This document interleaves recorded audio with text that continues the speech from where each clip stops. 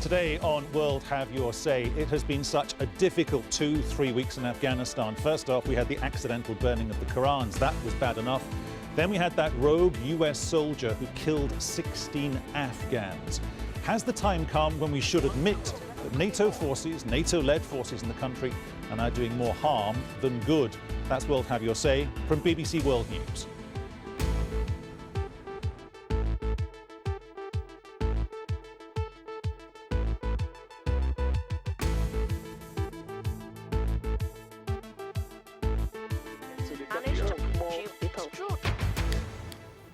NATO-led forces doing more harm than good in Afghanistan. That's our key question. A little later on, we'll be talking to you about the International Criminal Court as well. Waiting to talk to you, Loftullah Najifzada, head of current affairs at Tolo News. He will join us from our bureau in Kabul. We're also going to be talking to Farzad, an Afghan journalist and blogger in Washington, here on World Have Your Say. First, Troy is a former US soldier who served in Afghanistan. Troy, how difficult a gig is it to be involved in this counterinsurgency? Oh, thank you for having me on. Let me say, it is very difficult. You know, we're an army. The U.S. military, like any military, is trained from day one to be the killers of other human beings. That's what a war machine's job is to kill and destroy. And to take the young and older men and women who that's all they've known and trained for, and teach them they have to bounce back and forth between doing stability operations and doing humanitarian missions, and within a split second go back to war fighting is a very difficult thing to do. And when you heard the lawyer who's been employed by this rogue, it's a cliche, but it's apt, this rogue US soldier who took 16 Afghan lives, when he talks about him having done multiple tours of duty in Iraq, when he talks about him having sustained body and brain damage as well, what was your reaction to that? Well, I mean, what can you expect of someone that's got, he was on his 4th tour, like you said, 3 in Iraq and 1 in Afghanistan. A lot of our soldiers, all coalition forces have, Afghan, U.S., British, all of them have suffered many injuries, yet, soldiers go back, time and time again and continue to fight and do a superb job. I don't think it's a contributing factor. It is just, it's a nature of having done 4 combat tours. Okay, we've got, what, 130,000 troops on the ground there from 50 nations in all.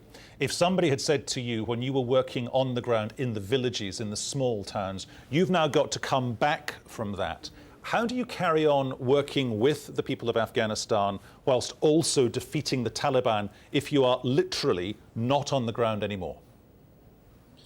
Well, it's hard to work with people. I mean, you have to be there. You have to have a presence.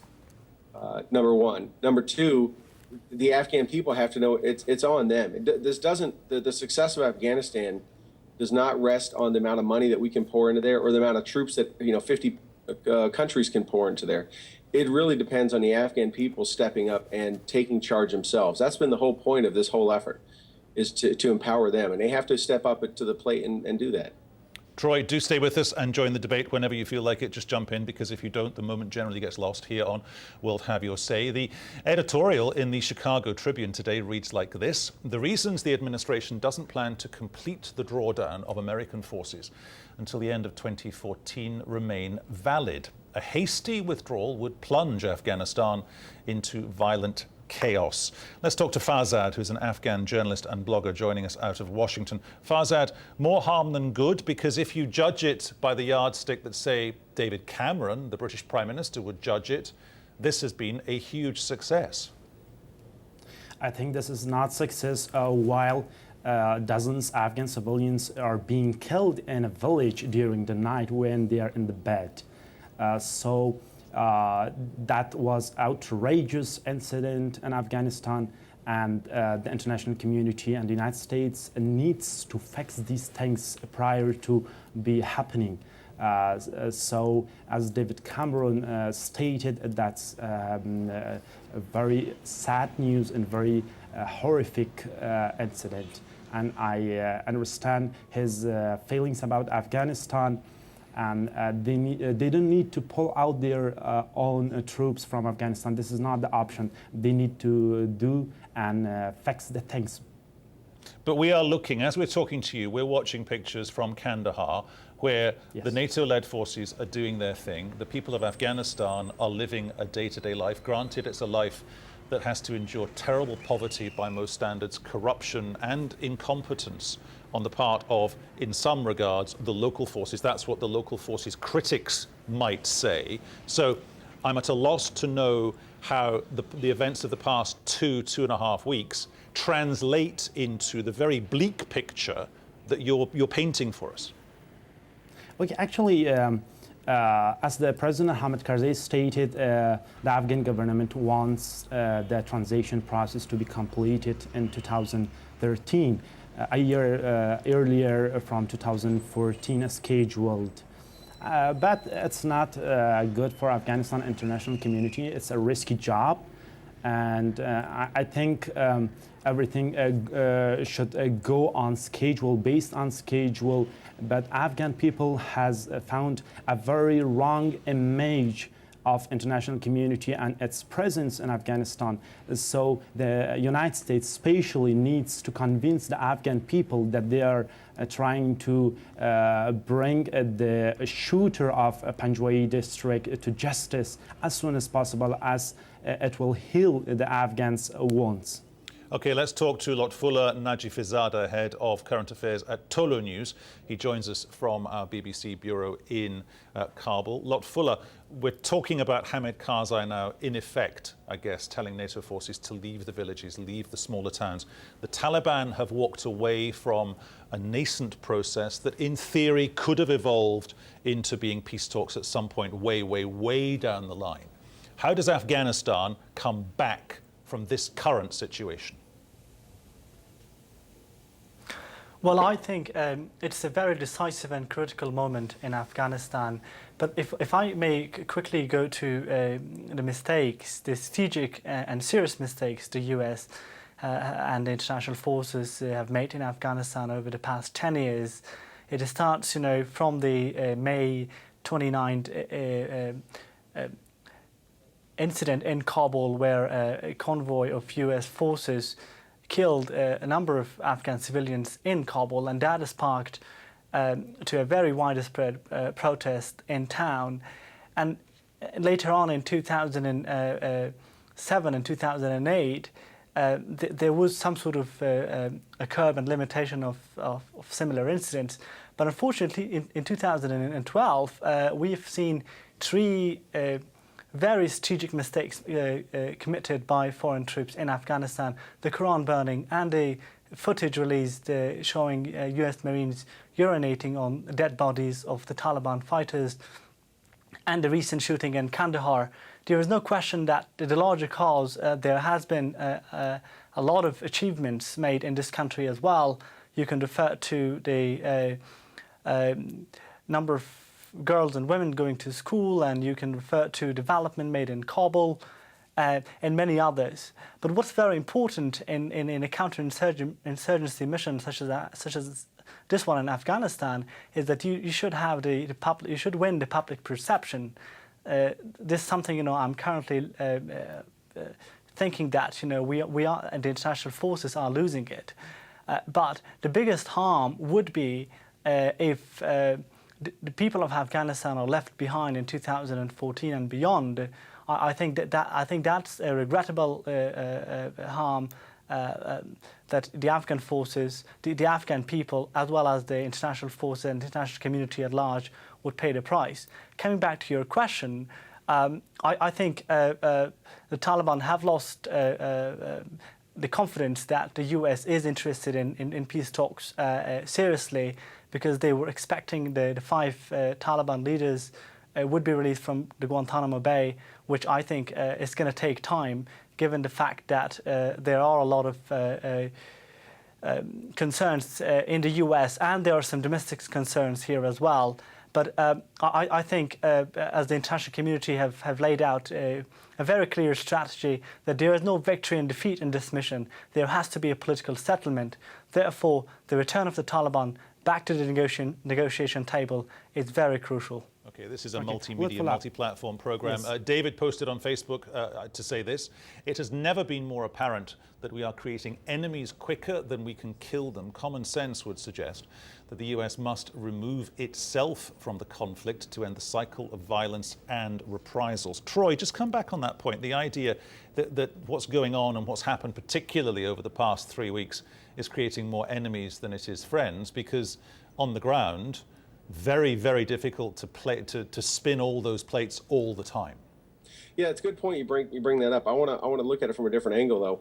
Talking about creating more enemies than friends, the Afghan people have created a lot more enemies in America in the last few weeks than friends. The public opinion and favoritism of this war has dropped dramatically when the American people see us sending our sons and daughters over there, and we're getting and they're being murdered by the Afghan security forces that they're supposed to mentor and train, and they're supposed to be their friends that they work shoulder to shoulder with.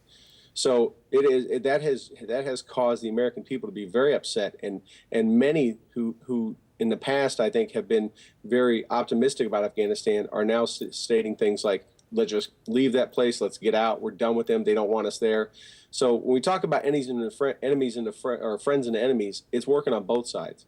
As far as the incidents over the last few weeks, the Quran burning, I think for the most part, people know that was an accident. It was not intentional.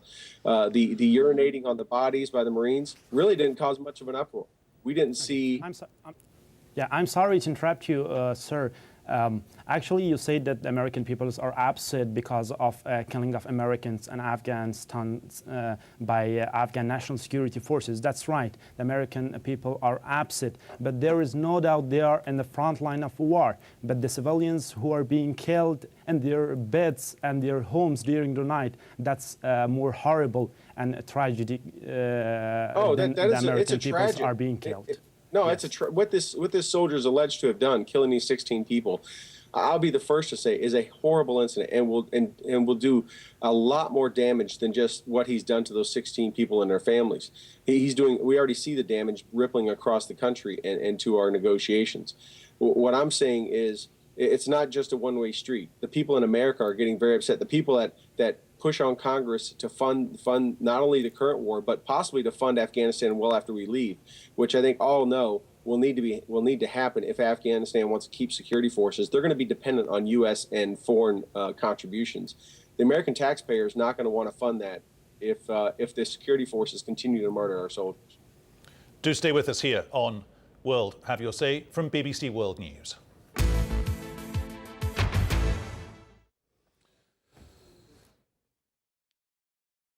Colleague Philippa Thomas taking your calls in the World Have Your Say newsroom. Philippa, what are people saying? We have been getting a lot of calls, Peter, from a lot of countries, and people like Kumar in Canada saying that NATO troops should leave Afghanistan now. Ismail in Mauritius saying that the West is just invading too many countries. Others saying, like Emmanuel in Germany, say the troops should stay, but they should be better trained. There should be more cultural understanding. Peter, we're also getting a lot on our Facebook wall, both for and against. Mo Ways in Afghanistan says the US troops don't respect local cultures and traditions and religious values. But from Nigeria, an interesting comment saying, should NATO really leave Afghanistan to folks who, to quote Okwudili, throw acid at teenage girls, strap toddlers with explosives and blow up places of worship? So a lot of comments coming through, also from Mauritius, Jamaica, Cambodia, Somalia. Keep them coming. Philippa, many thanks. Philippa Thomas live for us there with our colleagues at BBC World Service Radio.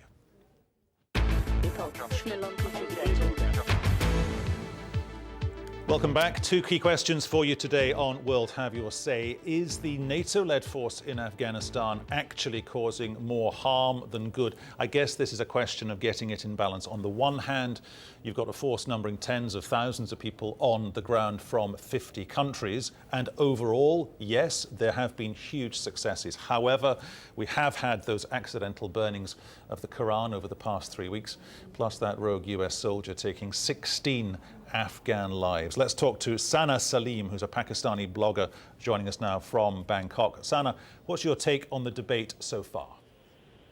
Well, I'm not in a position to state if they've because I haven't been on the ground to state that if they've done more damage than they've done benefit. Certainly, one thing is very clear that the Afghan people did want to get rid of the Taliban, and of course there have been alliances. I was on the radio show earlier, and there was a soldier on the panel, and he was discussing how Afghan civilians, have helped U.S. soldiers in sort of assisting them in what areas to work in or not. And a lot of times civilians have supported American troops in saving their lives. But at the same time, I think the majority of the damage that's been done is that when war happens, civilian casualties do happen. War crimes are a reality. They've always been a reality. My problem has always been with the glamorification of the war. When we glamorize war, when we glorify it, it becomes very, very difficult to sort of go out there and say, yes, this is one soldier who was probably under pressure or who was trained. I agree with the panelist earlier, Troy, who said that these people are trained to combat. So, of course, these are things that are reality of war. These are things that are going to happen. But because we glamorize it so much, it becomes much more difficult. And it has also become very condescending and insulting to Afghans who've been murdered. On the radio program, for example, when I was earlier, a woman raised the question that, and it's been raised very frequently, is the Quran burning incident or the corpse urinating or even this incident, should we really be supporting an outrage? Should we, if we are supporting an outrage, will that strengthen the hands of the Taliban? I think that's not the question that we should be asking. What we should be saying is this is a crime. This should be tried. We should not be using the fact that this might strengthen the Taliban to silence these voices, because that pushes people into more of a vicious cycle of being angry at the American troops, being hopeless with the Taliban, and also feeling very insulted. Okay, Sana, you've obviously got strong opinions on this and a lot to say, which is a good thing on this programme. Do stay with us and join the debate as and when you want to. A couple of comments coming through to us, one on Facebook. Brian in Canada, Facebook, just to say the reasons why foreign troops are in Afghanistan will be made harshly clear in the months after they go home and leave Kabul to their own devices. Anton on Facebook as well says, soldiers are never trained to win the hearts and minds of people. They're there to fulfill a need like a surgeon with a knife, a necessary evil. They do not deserve to be there, says Okello in Kenya on Facebook as well. The havoc caused by that irate soldier is beyond any human reasoning capacity. Sana, you were nodding as I was saying that. Why do you agree with that? Can you repeat that? You were just nodding there when I was going through the general theme of Facebook comments. It's obviously got traction for you, this idea that once people leave, it could be worse, not better, once the NATO-led force pulls out. Certainly, we've seen this before during the Soviet war. We've seen that once the Afghans were just left on their own before being completely radicalized and used as soldiers and completely left on their own, it did descend into chaos. But I most certainly do not agree with this point that this war is somehow liberating its women and it's a necessary thing, and then without the Americans or without a foreign intervention, the Afghan people will be nothing, because that sort of furthers us from the end goal. We need to think, if this war certainly needs to end, but we need to think. We've just lost Sana. Never mind, that's the problem with Skype, but it is great to have her on the programme. We'll try and re-establish that contact for you if we can. Mohammed is an Afghan living in Copenhagen, posting on the BBC Persian Facebook page. US Army presence has no outcome other than war and killing of Afghan civilians, and there is no perspective for peace. So they should leave Afghanistan ASAP. Troy, what would happen if they leave early and leave in the wrong way before that tipping point of the Afghan forces being able to do it is reached? Well, first let me address Mohammed. I mean, to say that the army is there just to kill civilians is completely ignorant, and that is the kind of talk that just stirs people up and is not spoken of smartly. He needs to think about his words. What will happen is if the Afghan security forces and the government of Afghanistan, not just the Afghan security forces, but the government of Afghanistan, the judicial system, everything they have, NDS, their intelligence systems, are not ready, and a lot of them are ready, but don't step up and tell the American and coalition forces, hey, I have it from here. That's what needs to happen. They need to say, we got it from here, instead of just sitting back and let the coalition forces do all the dirty work.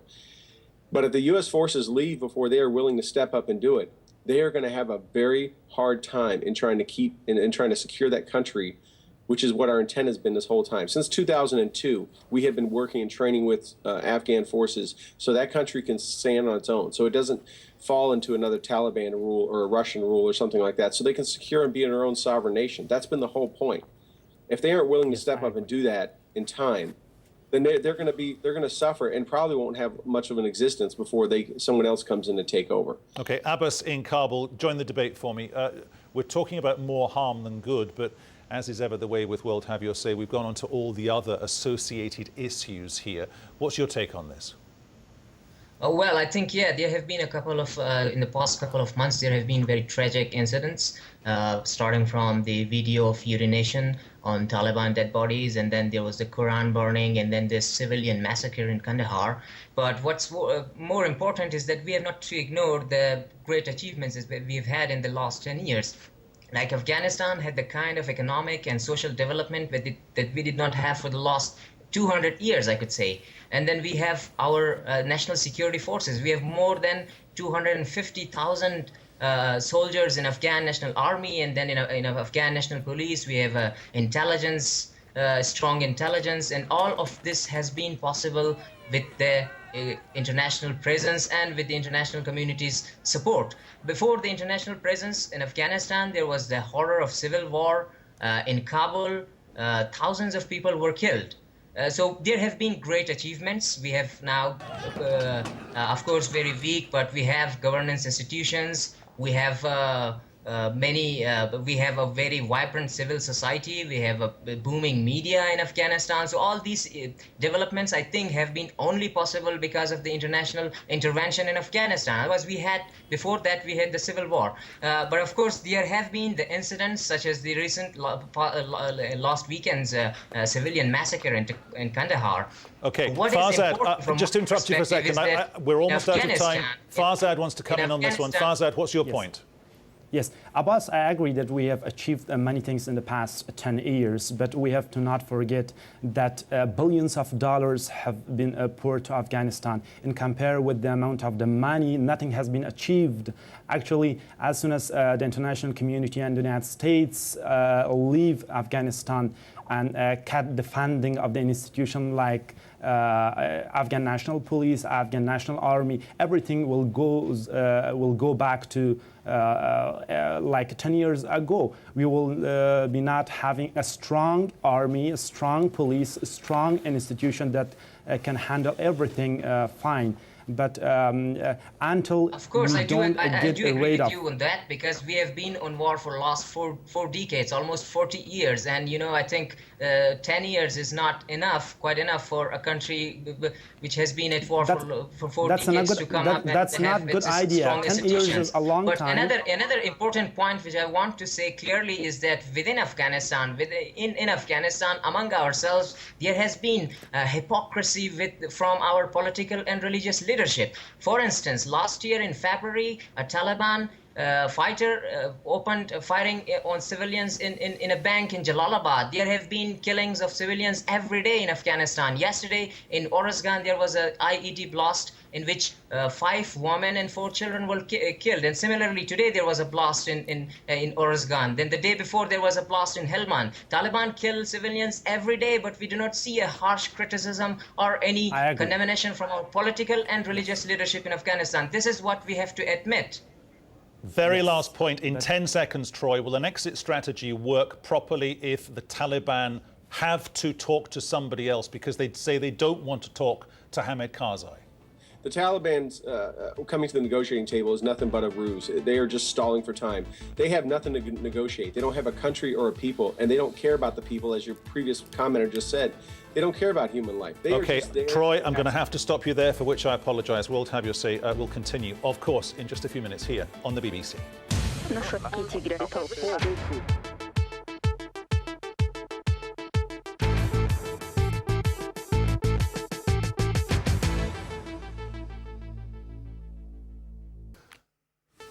Hello and welcome to World Have Your Say, your chance to tell the world what you think about the news. Today, after the accidental Quran burnings and that rogue US soldier who killed 16 Afghan civilians, is the NATO-led force doing more harm than good? Also today, 10 years in the making and the world now has a conviction, with the guilty verdict handed down to the Congolese warlord Thomas Lubanga.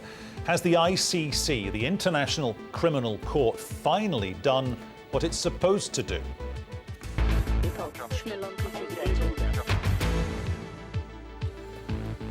Well, today it's Afghanistan and the ICC. Do foreign forces in Afghanistan cause more harm than good? And in the next half hour, this is the week that the ICC convicted Thomas Lubanga. Does that mean the ICC has now come of age? Dr. Phil Clark is a lecturer at the School of Oriental and African Studies who specialises in conflict and post-conflict issues. He will join us on the line from Oxford. You can see him there in your screen. We'll also be talking to Maureen Agena, a Ugandan citizen journalist who will be on the line from Kampala. And also we'll be talking to Norbert Umputu, who's a journalist and former UN worker from the DRC, the Democratic Republic of Congo. He will join us from our studios in Cardiff. Phil Clark first. Phil, what's good about the ICC and what's bad about the ICC? Well, I think this moment is a very important one for the court. It's operational now, it's handed down its first judgment, it's become a reality. And I guess its supporters hope that this Lubanga judgment on Wednesday will send a very firm message to potential perpetrators elsewhere in the world. But I think that we have to recognise that there were major problems with this trial as well. It's a trial that nearly collapsed twice. The evidence that the prosecution had gathered on the ground was extremely flimsy. They relied on second-hand evidence. They didn't spend enough time independently verifying the information that they had. And also, I think for Congolese people, this court is still seen as a very distanced institution. It's based in The Hague. It doesn't touch the lives of everyday people who've lived through this conflict. It's a very abstract entity in many ways. So I think that issue of distance from the conflict zone is going to be an ongoing problem for the ICC. Okay, but just to be clear on this one, Phil, Thomas Lubanga, because that's the hook for our debate today, he is a thoroughly nasty man. I mean, he used children as young as 9. 60,000 people lost their lives as a result of that conflict. Absolutely. I mean, Lubanga is a notorious rebel leader, a warlord in the Ituri district of northeastern Congo. He's clearly done horrendous things. But I think, again, I mean, Ituri is a part of Congo that I've been doing research in for about 10 years now, including during the conflict when it was raging. And it's fair to say that Lubanga, as horrendous as his actions were, is not the main actor in this conflict. And again, I think there's frustration on the ground in Congo that someone, essentially a small fish like Lubanga, is being targeted when there are much bigger fish out there, particularly the Congolese and Ugandan governments who've been very heavily involved in this violence. No individuals from those governments are being targeted by the ICC's prosecutions so far. Maureen Agena joins us on the line from Kampala. Maureen, you were nodding there. What is it that gets traction for you here? Well, first of all, I must say that Lubanga's verdict took so long. And like the previous speaker, it nearly collapsed on two occasions. We must understand that violation of human rights is not committed by just an individual. And I must say that it's a good start for the ICC.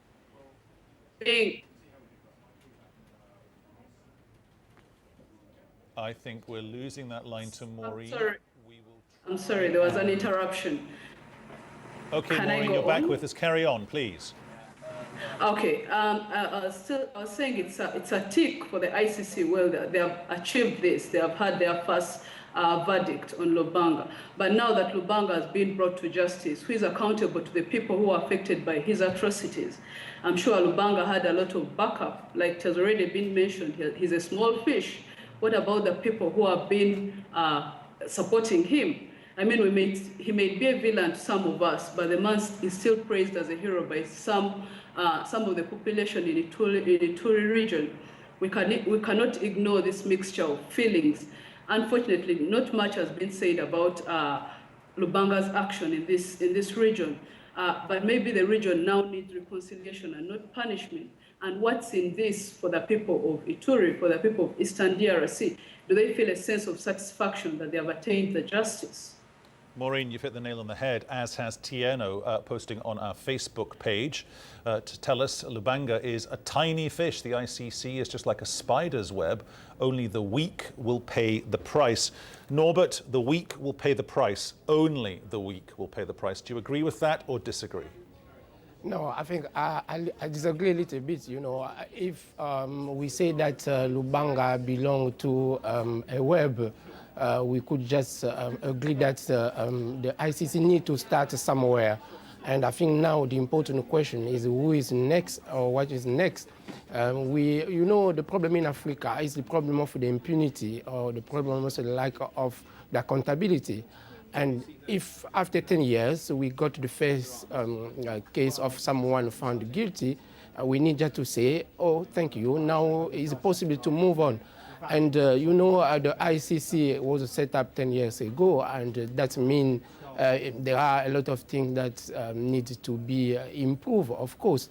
But we need to start somewhere, and probably now we need really to formulate all our recommendation, for example, for the ICC. For example, as others said, we need to see some big fish, of course. But I think, for instance, it's very, very positive that we start somewhere, and then people who really were involved in those atrocities, they need to know that from now and then there will not be any more impunity. I think that is the positive side of that situation of Thomas Lubanga. Of course, he's not alone in this situation because the war in Congo goes since 1996. But let's be positive, let's start somewhere and move on. Okay, I should explain for our viewers, actually, Norbert, we were showing pictures there, BBC library pictures going back to 2002, 2003, when the peacekeepers turned up. Those were the soldiers that you saw there being very warmly welcomed by ordinary people inside the Democratic Republic of Congo. But Norbert, Luis Moreno Ocampo, when this thing was set up a decade ago, he described it as being a mission impossible. How do you get the balance between that impossible mission and actually getting the bad guys? Yeah, I think, to be honest, for anyone, for example, like me, who got the opportunity to be in the front line, to meet with some of the rebels or some of the warlords, it's not very, very easy. You know, you take the area like Congo. Congo, that means is the Western Europe from Madrid to Moscow. So it's not very, very easy to trace everyone there. There is a need, and as he said yesterday, the need of the full collaboration of the government, not only the government of Congo, but probably the government of Uganda and Rwanda, who really were very, very involved in the Congo crisis. But I think it is also people of Congo need also to understand that they got a kind of involvement in the ICC procedure. Because, for example, if the first speaker mentioned about the quality of the witness, I mean, this is the responsibility of the Congolese people, you know, to report. And you know, from African background, most of the time we don't report. We complain, but most of the time we don't report. I think now is the time to say, okay, let us report. Let us really make our voice listen there. And I'm sure that the ICC will listen our voice, and what was impossible 10 years ago could become possible, not only to see Thomas Lubanga today, but all the other one. And also, I think the lady mentioned about the time, 10 years, yeah, from African point of view, okay. Most of the time we like all those things to move very, very quickly. Okay. But you know, in the international... No, but I'm going to stop you there, and forgive my bad manners for talking over the top of you there, but we have got lots of calls. I know we got lots of calls coming through to our Bush House World Service Radio colleagues in the newsroom there. We're going to talk to some of those people. I just want to bring in Kambale Musavulu, a Congolese youth activist joining us on the line from our bureau in Washington. So Kambale, it seems to be the case that it's not perfect, but it's the best thing there is. Well, you have to remember that the reason why we are the ICC is because of the weak institution on the African continent. You know, the warlords should be tried on in their respective countries. But because of that, because of the weak institutions, we're finding ourselves there, spending hundreds of millions of dollars to try and convict a warlord. Now, if you look at it this way, if we can strengthen those institutions, we will not have to deal with the crisis that we have right now. Okay, Kambale, are you saying that these bad people in Africa should be tried in the relevant country, or are you saying they should come to Europe? I'm saying that the institutions should be strengthened. The only reason why Lubanga is in the West at the moment is because of the weak institutions. If Congo could try him locally, where the locals are able to see the court cases and be engaged directly, we wouldn't have to deal with that. And also, I think the previous panel just mentioned it. There are financiers. Lubanga did not operate alone. He's one of his commanders, Bosco Tanganda, is still around the local community. People are still seeing him there. So whenever we're seeing selective justice, that's the challenge for the people. So we need to strengthen the institutions. Right. You need to strengthen the institutions. How that trickle-down effect works, we would have to have another program to debate that. But we're looking at pictures, or we were looking at pictures there, of the Lord's Resistance Army doing what they were doing more than 3 or 4 years ago now. But the same question to all of you, and it is this. Is there the possibility that there's another dynamic here, which is it's Europe talking to Africa, it's Europe lecturing Africa, dare I say it, it's white people putting black people on trial. I mean, Pato in Uganda says on our Facebook page something very similar to that. 10 years down the road, the institution is increasingly being viewed as a Western plot to impose, quotes, Western justice on the continent of Africa. All of you answer the question, is he right? Is that what's really going on here? I think the justice has not any color. The problem is not the problem of the justice, but it's the problem of those who committed those atrocities. And if those people have not committed those atrocities, I think no one will prosecute them. So that is the main problem. That court could be in Europe or could be in Africa. The result will be the same. Is really to trace the people who commit atrocities. So of course, there is a problem of what I can say, the problem of the logistic in Africa, for example, or the problem of the safety of the judge or the lawyer in Africa. So it could be in Africa or it could be in Europe. The problem is the problem of the procedure. And as you know, the ICC is dealing with the sovereign states. So any weak of the ICC, we need to check also the weakness from the sovereign state. For example, now the Congolese government, according to what they said yesterday in the Hague, is not collaborate enough with this ICC. So that is the main problem. Okay, we will continue this debate in just a second, guys. We really will. Stay with us here on BBC World Have Your Say.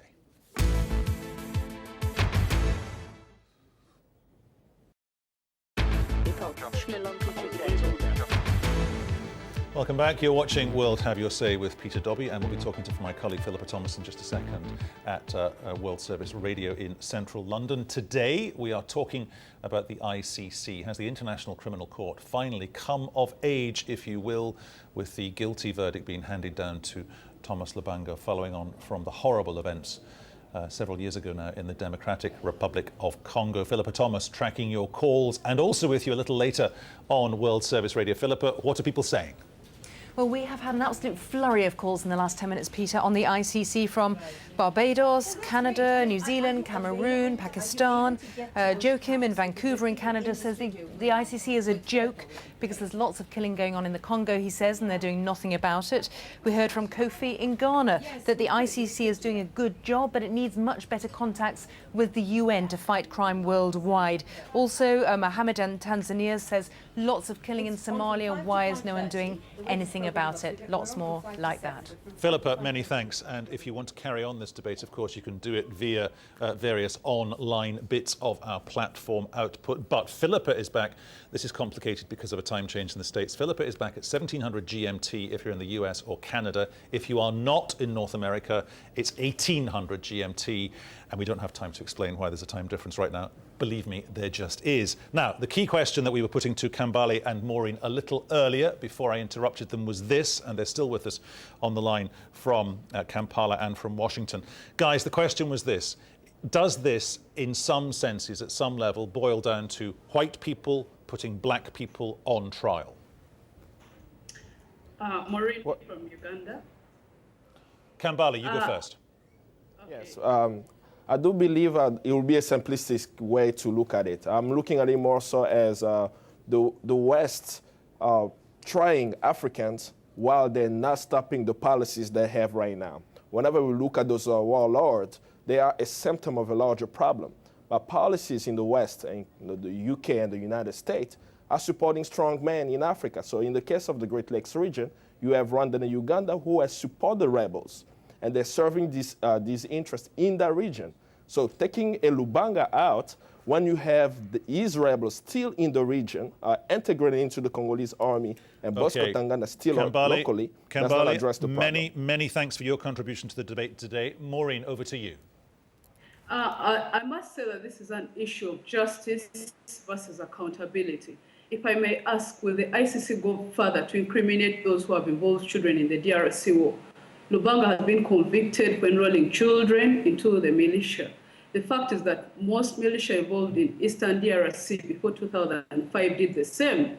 The case is the former president, Laurent Kabila. His army that overthrew Mobutu became very popular because of the very for which I sincerely apologise. Don't forget World Have Your Say Extra is back a little later on, and don't forget our radio programme as well. Bye-bye.